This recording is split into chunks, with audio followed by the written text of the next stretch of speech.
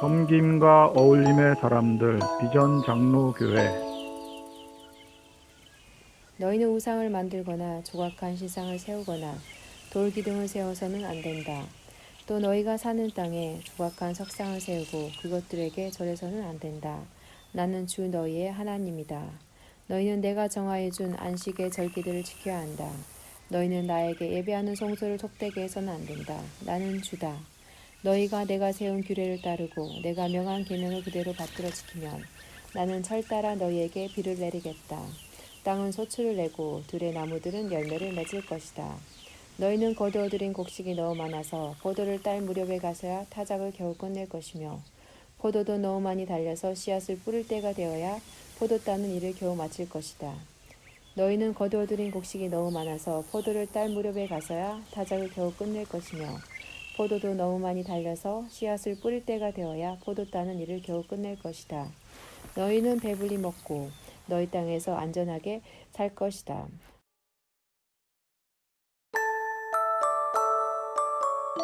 말씀 읽는 사람들 비전 장로교회.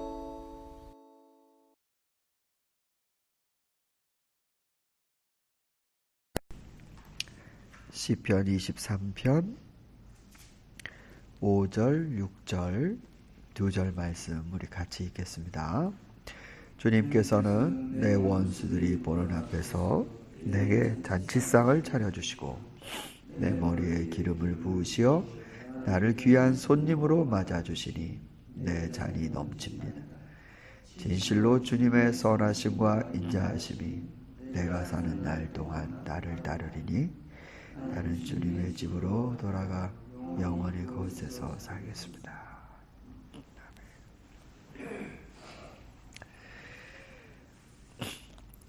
내 원수들이 보는 앞에서 내게 상을 차려주시고 내 머리에 기름을 부으시어 나를 귀한 손님으로 맞아주시니 내 잔이 넘칩니다.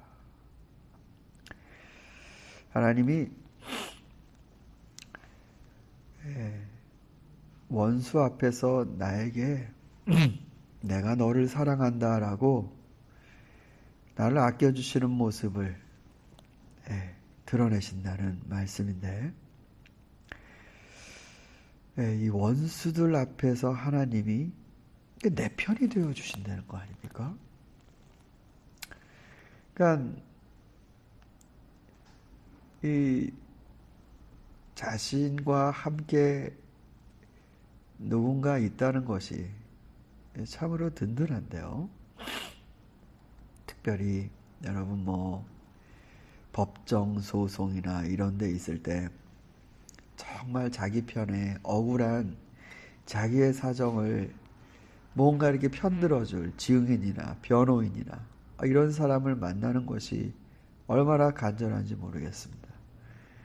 그런데 그 결정적인 나를 송사하고 여기에서 물러나면 내 인생이 큰 나락으로 떨어진 것과도 같은 그런 위기에 하나님이 나한테 잔치상을 차려주신다는 겁니다.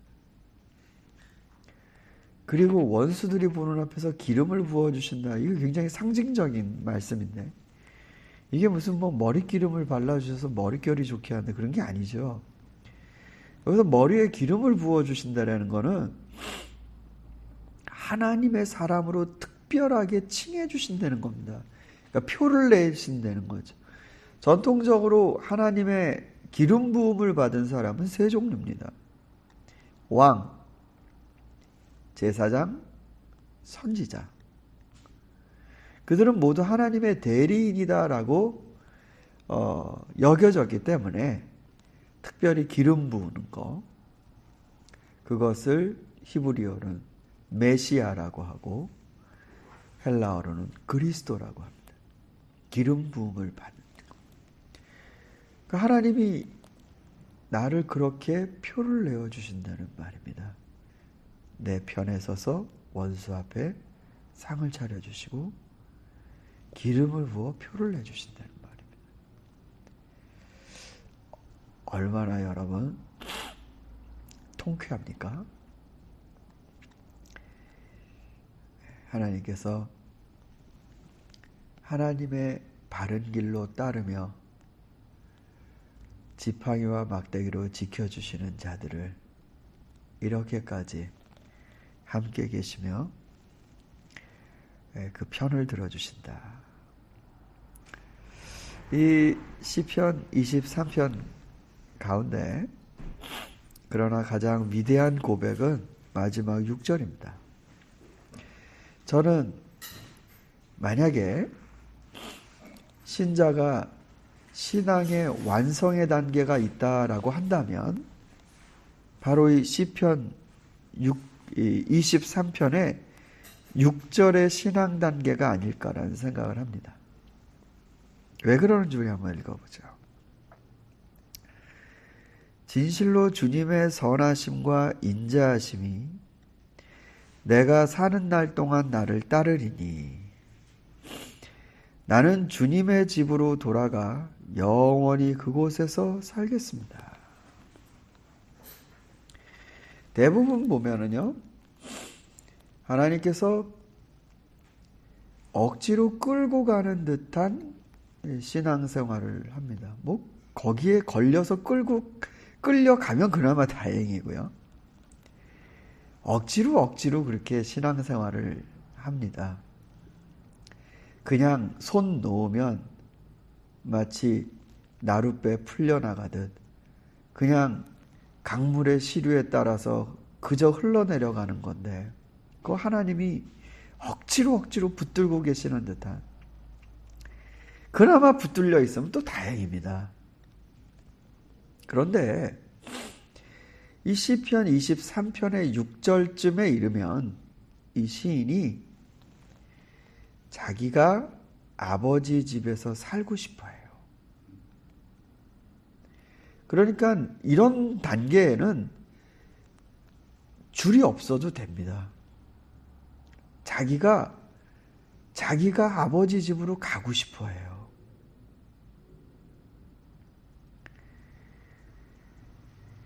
여러분, 어디로 가실지 아십니까? 굉장히 중요한 질문이기도 하죠. 아유, 여기 이민 와서 자식들 키워놓고 한국 가야겠다, 그런 생각도 하고, 아유, 이제 여기는 일자리가 많이 없으니까 시드니나 멜본이나 좀 넓은 데로 가야겠다 생각도 하고, 또 이래저래 우리 마음은 다 어디로 가야 되지, 다음은 어디서 살아, 여기 말고 다른 곳은 또 어딘가, 이런 생각들을 합니다. 이 시인은 제가 참 부러운 게 어디로 갈지 알아요. 자, 다시 보십시오. 주님의 집으로 돌아가. 참 멋있는 말입니다. 자기가 어디로 가야 될지를 압니다. 난 갈 곳이 있습니다. 주님의 집으로 돌아가. 한국도 아니고 시드니도 아니고 멜본도 아니고 주님의 집으로 돌아가. 그곳에서 영원히 살겠습니다. 근데요, 여러분, 참 이거를 고백하게 하신 이는 하나님이십니다. 잘 보십시오. 하나님이 여기서 윽박지르거나 쇠뇌교육을 시켜서 이 시인에게, 그래, 네가 갈 곳은 어디야? 이제 말해봐. 그러면 막 안 그렇게 말하면 쥐어 터지니까 아버지 집이요, 뭐 이렇게 답변하는 게 아닙니다. 하나님이, 자 보세요, 진실로 주님의 선하심과 인자하심으로 그를 계속 사랑하셨습니다. 선하심과, 하나님이 착하세요. 여러분, 착하다는 거의 정의가 참 애매모호합니다만, 물론 예수님께서도 착한 이는 하나님 한 분밖에 없다라고 그렇게 말씀하셨습니다만, 우리 인간적 수준에서 착하다, 선하시다, 이게 무슨 뜻입니까? 두 마음을 품고 착한 사람 여러분 봤습니까? 예수님이 달란트 비유에서 2배로 남긴 종들을 불러다가 너희들은 착하고 충성된 종들이다라고 하신 적이 있어요. 분명히 주인의 돈을 가지고 지살길 찾을 수도 있었는데 자기의 이득이 아니라 주인의 이득을 생각하며 주인이라면 이걸 이렇게 그러니까 그 마음이 참 착한 겁니다. 그러니까 하나님이 우리를 돌보실 때 정말로 우리를 위하시는 마음이 선하신 겁니다. 그게 선하신 겁니다. 우리 잘 되라고 하시는 그것입니다. 그러니까 이거를 깨닫지를 못하니까 우리는 하나님이 말씀하시는 거 뭘 하나 하면 뭐 대단한 거를 자기가 한 것처럼 하나님에게 조건을 걸면서 이제 막 얘기를 하죠. 그게 아니고 우리를 정말로 좋게 인도하시는 겁니다. 그러라고 말씀하시는 겁니다. 근데 그런 호의를 받으면서도 제대로 잘 안 따라가잖아요, 우리가. 근데 그걸 또 인자로 품어주시는 겁니다. 헤세드. 변치 않는, 이랬다 저랬다 하는 사랑이 아니라 faithful love. 그러니까 무슨 하루아침에 무슨 뭐 날벼락 같은 성령의 은혜를 받고 이 시편 23편의 기자가 획가닥 바뀐 게 아니고 그 살면서 평생에 내가 이런 짓도 해보고 저런 짓도 해보고 그런데 그 하나님의 사랑이 변함없다 이겁니다. 아니, 세상 누가 이렇게 나를 위해 줄 수 있을까? 죽음의 지경에 아무런 소리도 들리지 않고 이젠 죽었구나 하는 깜깜한 밑바닥에서 하나님이 나를 불러주실 뿐만 아니라 원수들, 나를 죽이려는 원수들 앞에서 하나님이 날 사랑해 주시는 것을 보여주십니다. 밥상을 나한테만 차려주세요. 이 시인은 어느 누구에게서 그런 선함과 인자함을 경험해 보지 못했습니다. 그래서 인생의 저 깊은 성숙의 단계에 이르러 하나님의 집으로 돌아가는 게 자기에게 가장 이치에 맞는 일이며 가장 편한 것이며 가장 소망이 있는 일이라고 고백을 하는 겁니다. 하나님이 그렇게 인도를 하셨습니다. 그러니까 이 고백을 하게 하신 것이 바로 하나님의 사랑이십니다. 그러니까 여러분, 하나님이 우리에게 정말 바라시는 신앙의 모습이 있다면 마치 꽁꽁 묶어놔야 죽지 않는 길로 가는 그런 노예적 신앙이 아니라 그 인격적으로 하나님 사랑을 좀 이해하고, 아니 우리가 둘러보면 알잖아요. 그렇게까지 사랑을 해주시는 것이 또 다른 누가 있나? 그러면 내가 아버지 집으로 돌아가서 아버지와 같이 살아야겠다. 그런 상식적인 하나님에 대한 사랑이 이렇게 표현되지 않겠습니까? 저는 이 시편 23편이 이스라엘 영성에 엄청난 영향을 끼쳤다고 생각합니다. 결국 돌아갈 곳은 아버지 집이다라는 이 신앙이 이스라엘이 쫄딱 망하고 바벨론, 아시리아 이런 포로지로 끌려가서 식민지 통치 아래서 그 약자로 살아갈 때에 그들의 신앙을, 그들의 삶을 붙들어 준 것. 아버지 집으로 돌아가야겠다. 나에겐 돌아갈 곳이 있다. 그거였습니다. 아니, 그 역사가 이루어진 게 지금의 이스라엘 아닙니까? 글리 돌아온 거 아닙니까? 우린 이 땅으로 돌아온다. 그 땅으로 돌아가야 되는 그 명백한 이유가 뭐냐면 바로 시온이즘입니다. 시온에 예루살em 성전이 있습니다. 예루살렘 성전은 하나님의 집입니다. 그래서 그들에게는 정신적으로, 신앙적으로, 영적으로 하나님의 집이 있는 시온으로 돌아가리라. 결국은 그 땅으로, 물론 여기에서 말하는 하나님의 집이 지형적이고 제도적인 하나님의 집을 말씀하는 거에 국한할 수는 없습니다. 그러나 그 생각이 그 역사를 만들어냈습니다. 아버지의 집으로 돌아가리라. 내 있을 곳은 거기뿐이다. 거기에서 그 민족이, 유대 민족이 그 정신으로 버틴 겁니다. 다 떠돌아다니고 이 세계에 자기 몸둘 곳이 없습니다. 그 유대인들이 참 악착 같고 매정하고 돈 버는 데 집착하고, 그러나 그럴 만한 이유가 있습니다. 삶의 근거지가 없어요.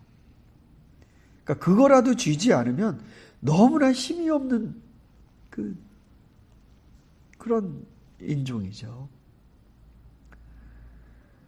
결국은 그들이 시온, 예루살렘 그곳으로 다시 돌아와 나라를 세웠습니다. 여러분의 중심축, 삶의 방향성,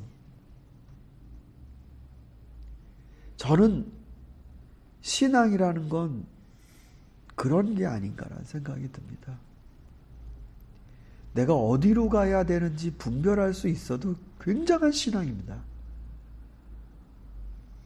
우리 식구 어디로 가야겠다.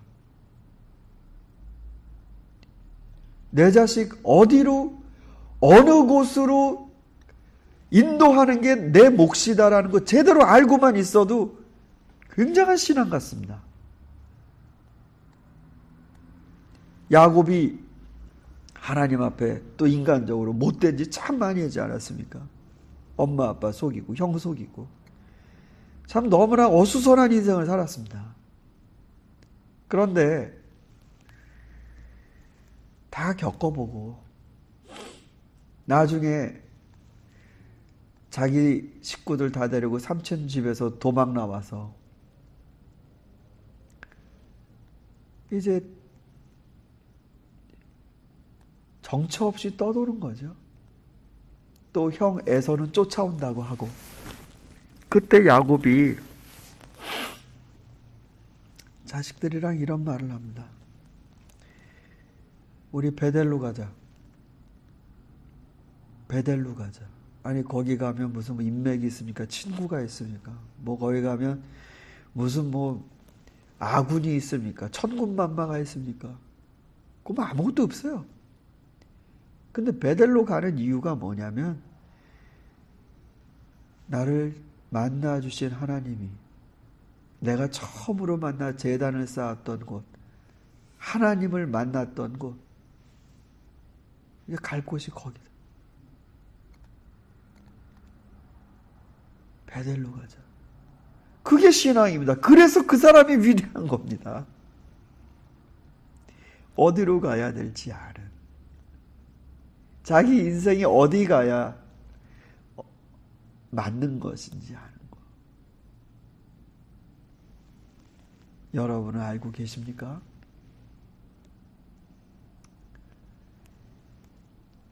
그곳으로 가고 계십니까? 하나님의 집, 하나님이 계시는 곳. 이거는 굉장히 위대한 신앙의 전환입니다. 내가 어디를 가든지 하나님 나와 같이 있어 주십시오라는 것도 신앙이지만, 이젠 하나님이 계신 곳에 내가 거기 있고 싶다라는 건 엄청난 패러다임의 쉬프트입니다. 신앙에. 그것이 진정한 하나님이 찾으시는 영성이 아닐까 생각합니다. 묶어놔야 비로소 안 떠내려가고 있는 나룻배 같은 신자가 아니라 스스로 하나님 앞에 가려고 하는 의지죠. 노예가 아닌 친구의 사랑에 혹은 아버지의 사랑에 신자가 될 수 있기를 우리 모두가 다 같이 희망합니다. 우리 같이 기도하죠.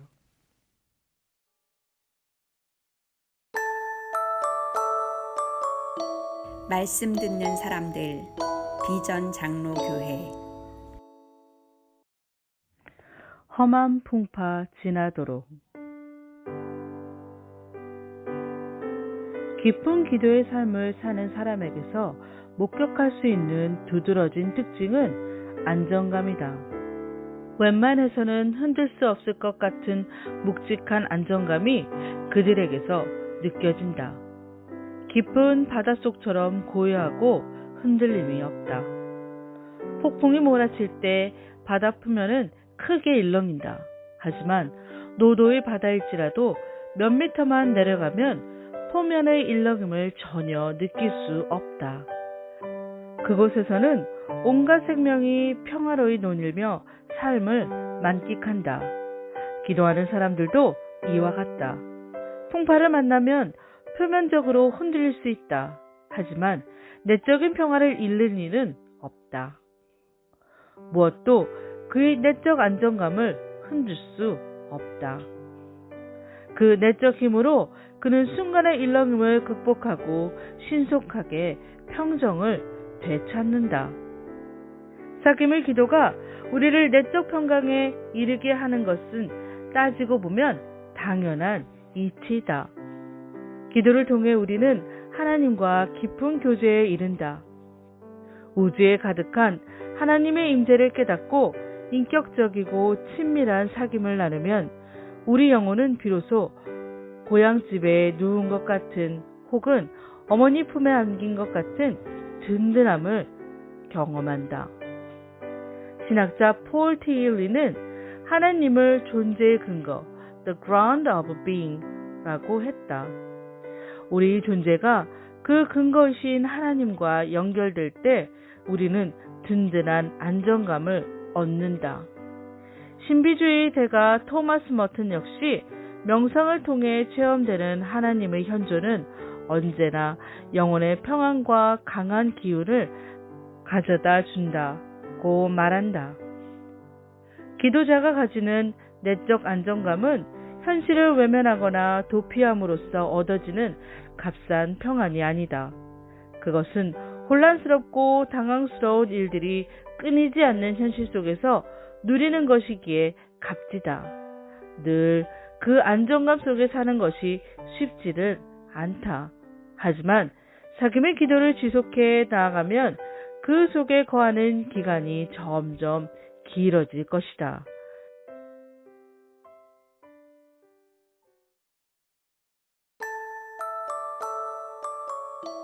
책에서 길어내는 영성.